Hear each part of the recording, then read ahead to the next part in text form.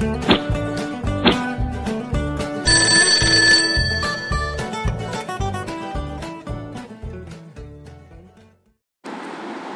दोस्तों, स्वागत है आपके अपने YouTube channel artist Anjali Rathore में। मैं अंजलि राठौर इंडियन आर्टिस्ट की सीरीज़ में 6th लेक्चर लेकर आई हूँ। आज के इस लेक्चर में हम अमृता शेरगिल के बारे में पढ़ने जा रहे हैं। अमृता शेरगिल का जन्म हांगरी जिला में 1913 में हुआ था। इनका जीवन काल मात्र 28 वर्ष का रहा था, लेकिन इन्होंने अपने जीवन काल में कई सारी रचनाएं की हैं और इनके कलाकारी के लिए ये समय और भी छोटा रहा है। उन्होंने अपने जीवन काल में कौन कौन सी कृतियों का निर्माण किया है, इसके बारे में आज हम पढ़ेंगे। तो दोस्तों, अमृता शेरगिल का जन्म 30 जनवरी सन 1913 ईस्वी को बुडापेस्ट हांगरी में हुआ था। तो दोस्तों, अमृता शेरगिल जी का जन्म कब और कहाँ हुआ था? तो 30 जनवरी 1913 ईस्वी को बुडापेस्ट हंगरी में हुआ था। कहाँ हुआ था? बुडापेस्ट हंगरी में हुआ था। अमृता शेरगिल के पिता सरदार उमराव सिंह जी थे। अमृता शेरगिल के पिता सरदार उमराव सिंह जी भारतीय जमींदार थे और माता हंगेरियन थी, जो ओपेरा की प्रसिद्ध कलाकार थी। दोस्तों, अमृता शेरगिल जी के पिताजी सरदार उमराव सिंह भारतीय सिख जमींदार थे और माता हंगेरियन थी, जो ओपेरा की सुप्रसिद्ध कलाकार थी। दोस्तों, अमृता शेरगिल भारत के प्रसिद्ध चित्रकारों में से एक थी। अमृता का जीवन काल मात्र 28 वर्ष का रहा है। उनके कलाकर्म के लिए यह समय और भी छोटा रहा है, किंतु केवल 7 वर्षों सन 1935 ईस्वी से सन 1941 ईस्वी तक के दौरान इन्होंने अपने जिन कलाकृतियों का निर्माण किया वो सराहनीय हैं। वो आज भी संसार भर में कला जगत की अनमोल धरोहर बन गई है। दोस्तों, अमृता का जीवन काल मात्र 28 वर्ष का रहा है। उनके कलाकर्म के लिए यह समय और भी छोटा रहा है, किंतु केवल 7 वर्षों में सन 1935 ईस्वी से लेकर सन 1941 ईस्वी तक के दौरान इन्होंने अपने जिन कलाकृतियों का निर्माण किया है वे आज भी संसार भर में कला जगत की अनमोल धरोहर बन गई हैं।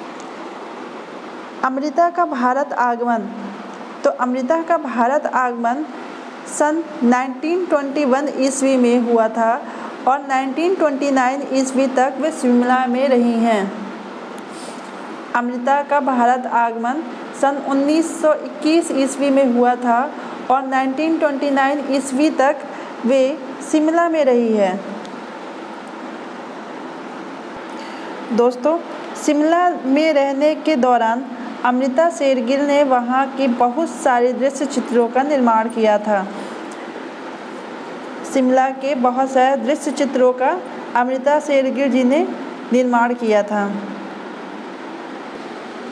1929 ईस्वी से सन 1934 ईस्वी तक अमृता ने पेरिस कला महाविद्यालय बियोक्स आर्ट्स में कला की विधिवत शिक्षा ग्रहण की और प्रसिद्ध कला शिक्षक ल्यूसिन सिमोन के निर्देशन में कार्य किया। दोस्तों, ये बहुत इम्पोर्टेंट पॉइंट है, ये कई बार एग्ज़ाम में पूछा जा चुका है। सन 1929 ईस्वी से सन 1934 ईस्वी तक अमृता ने पेरिस कला महाविद्यालय बियोक्स आर्ट्स में कला की विधिवत शिक्षा ग्रहण की। प्रसिद्ध कला शिक्षक कौन थे? Leucine Simone. ल्यूसिन सिमोन के निर्देशन में इन्होंने कार्य किया है। पेरिस में रहकर ओल्ड मास्टर्स के कार्यों को देखा परखा है। अमृता शेरगिल ने पेरिस में रहकर ओल्ड मास्टर्स के कार्यों को देखा परखा है, उनकी चित्रों की बारीकियों को देखा परखा है, वहाँ पर आर्टिस्टों को उन्होंने देखा है। यूरोप भ्रमण के दौरान पिकासो, ब्रॉक, मातिस और गोगा के चित्रों से प्रेरणा ग्रहण की थी। दोस्तों, अमृता शेरगिल ने यूरोप भ्रमण के दौरान पिकासो, ब्राक, मातिस और गोगा के चित्रों से प्रेरणा ली थी। चलिए आगे चलते हैं। गोगा के ताहिती कला ने अमृता को सबसे ज़्यादा प्रभावित किया है।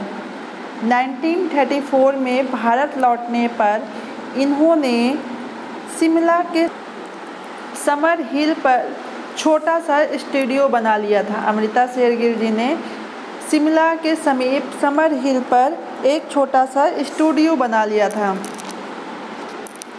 भारत में अमृता को नंदलाल व रविंद्रनाथ टैगोर की कला ने भी प्रभावित किया था। भारत में अमृता शेरगिल को नंदलाल बोस व रविंद्रनाथ टैगोर की कला ने भी प्रभावित किया था। लेखन कार्य। अमृता शेरगिल की लेखन कार्य में भी काफ़ी रुचि थी। इन्होंने art and appreciation, India art today एवं trends of art in India पर विचार भी लिखे हैं। दोस्तों, ये एग्ज़ाम में पूछा जा सकता है, इसे अच्छे से आप पढ़िए। इन्होंने अमृता शेरगिल ने art and appreciation, Indian art today एवं trends of art in India पर भी कई विचार लिखे हैं। अमृता ने अपने माता पिता की इच्छा के विरुद्ध ममेरे भाई डॉक्टर एंगन से विवाह किया था। अमृता शेरगिल ने अपने माता पिता की इच्छा के विरुद्ध जाकर ममेरे भाई डॉक्टर एंगन से विवाह किया था। पुरस्कार। दोस्तों, अब हम चर्चा कर लेते हैं कि अमृता शेरगिल को कौन कौन से पुरस्कार मिले थे और कब मिले थे। वर्ष 1932 में चित्र टोर्सो पर, टोर्सो का मतलब होता है धड़, तो टोर्सो पर ग्रांद सेलो का पुरस्कार एवं सम्मान प्राप्त हुआ था। टोर्सो मतलब क्या होता है? तो टोर्सो मतलब होता है धड़। इसके बाद में ग्रांद सेलो की एसोसिएट भी बनाई गई थी अमृता शेरगिल को। अमृता शेरगिल जी को ग्रांद सेलो की एसोसिएट भी बनाया गया था। इनके चित्रों का एकल प्रदर्शन इलाहाबाद में हुआ था। अमृता शेरगिल के चित्रों का एकल प्रदर्शन कहाँ हुआ था? इलाहाबाद में हुआ था। अमृता की मृत्यु कब हुई थी? तो अमृता की मृत्यु हुई थी 5 दिसंबर सन 1941 ईस्वी को एक दीर्घकालीन अस्वस्थता के कारण अल्प आयु में ही इनकी मृत्यु हो गई थी। तो दोस्तों, अमृता की मृत्यु कब हुई थी? 5 दिसंबर सन 1941 ईस्वी को एक दीर्घकालीन अस्वस्थता के कारण, कई लंबे समय से बीमार रहने के कारण उनकी कम उम्र में ही मृत्यु हो गई थी। चलिए आगे चलते हैं। चित्र एवं चित्रों के विषय। 1935 में बनाए गए चित्र कौन कौन से हैं? मदर इंडिया 1935 से बनाया गया था। हिलमैन, हिल वुमेन। दोस्तों, 1935 में जो सबसे प्रसिद्ध चित्र था वो था मदर इंडिया। अमृता शेरगिल द्वारा बनाया गया मदर इंडिया नामक यह चित्र बहुत ही प्रसिद्ध रहा है और इसके क्वेश्चंस कई बार यूजीसी नेट में पूछे जा चुके हैं। दोस्तों, ये जो चित्र है, ये पेंटिंग मदर इंडिया की है, जो कि 1935 में अमृता शेरगिल ने बनाया था। तीन बहनें नामक यह पेंटिंग 1935 में बनाया गया था तैल रंग के माध्यम से, या फिर इसे 3 लड़कियां भी कहा जा सकता है। यह अमृता शेरगिल की गई रचना है। इसके अलावा पोर्ट्रेट ऑफ माय फादर, केले बेचते हुए, हाट जाते हुए ब्रह्मचारी, गणेश पूजन, हाट बाजार, टू वुमेन, ग्राम्य दृश्य, द स्टोरी ऑफ टेलर, आराम, दक्षिण भारती, हल्दी पीसती हुई औरतें, सिख गायक, विश्राम करती हुई स्त्री, हाथी का स्नान आदि चित्रों का निर्माण अमृता शेरगिल ने किया था। बालिका वधू, अछूत बालिका नामक चित्रों में गोगा की ताहिती कला का प्रभाव है। बालिका वधू, अछूत बालिका नामक चित्र जो है वो गोगा के ताहितो कला का प्रभाव है। अमृता शेरगिल जी कहा करती थी कि कला का संबंध आत्मा से है। दोस्तों, भारत की पहली बोल्ड, बेबाक, जानदार और सबसे महंगी पेंटर अमृता शेरगिल थी। 16 साल की उम्र में ही वो और पूरी फैमिली आ गई थी पेरिस। फैमिली का लक्ष्य था अमृता को पेंटिंग की प्रॉपर ट्रेनिंग दिलाना। वहाँ 6 साल खुले माहौल में रही और फ्रेंच सीखी, पियानो और वायलिन बजाना सीखा। पेंटिंग जारी रखी अमृता शेरगिल जी ने। उनके स्वभाव का जो खुलापन था वो पेंटिंग्स में साफ दिखाई देता था। उन्होंने कई न्यूड्स पेंटिंग भी बनाई। 1930 में उन्होंने portrait of a young man के लिए एक्रोल अवार्ड मिला था national school of fine art in Paris से। दोस्तों, यही वो पेंटिंग है। 1930 में उनको portrait of a young man के लिए एकोल अवार्ड मिला था national school of fine art से।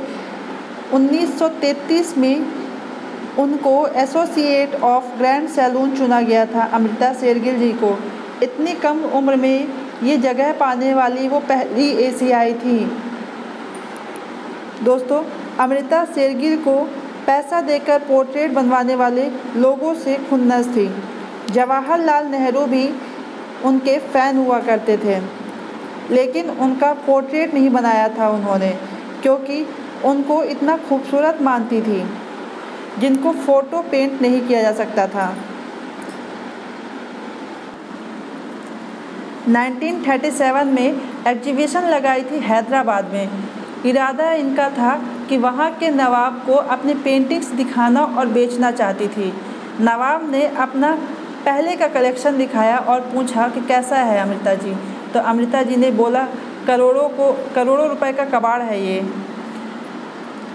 अमृता की एक पेंटिंग्स विलेज सीन सन 2006 में नीलाम हुई थी पूरे